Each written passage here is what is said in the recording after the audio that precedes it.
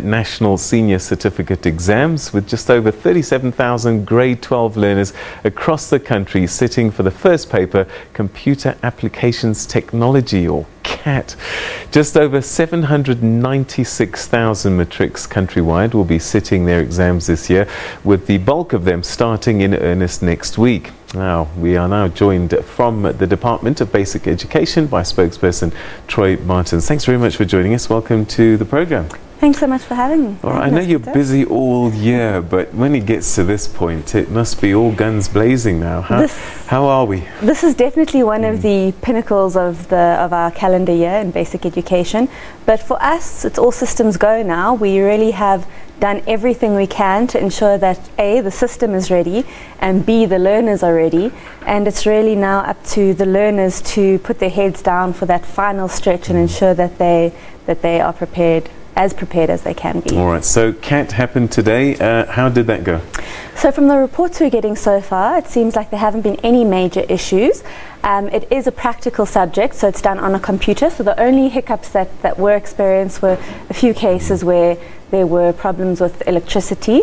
However, they were moved to a different location where they could complete the examination. So far so good. Everything seems to be going very well. So it looks like, 796,542 to be exact that are writing exams, and that's, what, 37,800 less than last year. What is that telling us? So I think it's a number of reasons. You've got to remember that birth rates differ every year, year on year. So it's very difficult to predict exactly how many. But we have, over the past, I would say, 10 or so years, seen a massive increase from the 500,000 odd, where we had a peak in 2016. We had the biggest cohort ever in 2016, and then we've pretty much remained in standard since then. So we've had around just under 800,000 for the last 2 years, but that is still a massive examination. So far so good, you say. What are the things and areas that you're monitoring and you're worried about?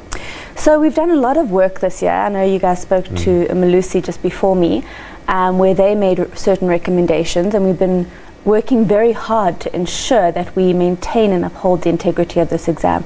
As you know, in the past we've had, for example, the leak of a paper in Limpopo, and then a few years back we had the group copying issue.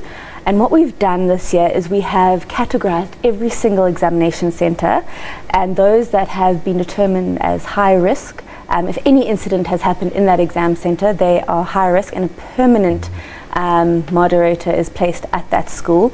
We've also improved on our invigilator training, so we really are doing a lot to ensure the integrity of these exams. We've also done an audit of all our storage facilities, because that was identified as a weak spot previously.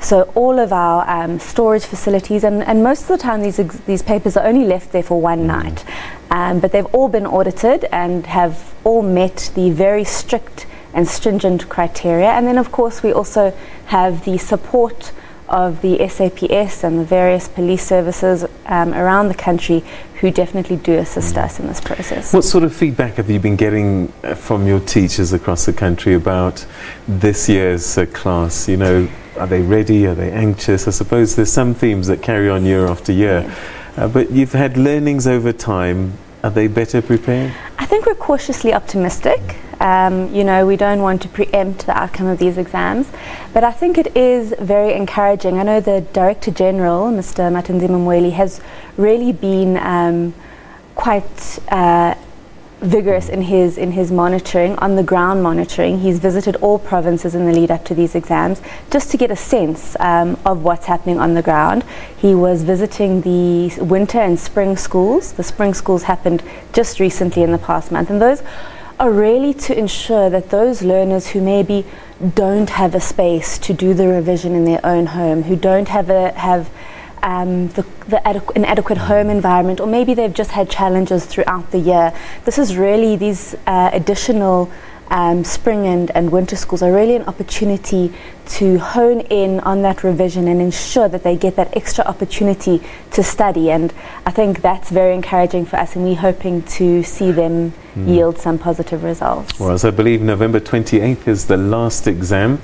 When do you think the results process starts? I mean, there's quite a lot that needs to happen in between. So it is quite a lot. Markers have been appointed already, and marking starts at, I think it's 144 marking centres around the country on the 1st of December, and needs to be concluded by the 15th of December. So it's quite a process, and then the capturing and all of that happens, and we hope to release the examinations early January. I think it's the 4th or the 5th, if I'm not mistaken, of January, that we're going to be releasing those results. And big hopes, I guess, for provinces like Eastern Cape, KwaZulu-Natal. You know, the Eastern Cape has been doing a lot of really great work, so we really are hoping to see some improvements. In the last exams, they were the province that improved the most, so we're really hoping that that's going to continue. All right, Troy Martens, we can chat forever on this, but we'll catch up with you again in due course just to see how things are going, and also towards the end as well. But thanks very much for coming in.